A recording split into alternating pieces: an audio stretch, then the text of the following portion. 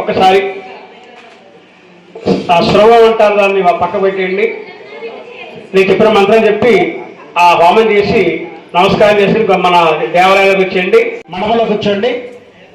అలాగే మిగిలిన భక్తులు కూడా సభలు ఇచ్చేవాళ్ళు, వారు కూడా నిధిలో ఉంచి మీ 3 హోమగుండాలు ఏదో హోమగుండం మీకు ఎక్కడ ఏదైనా ఒకటే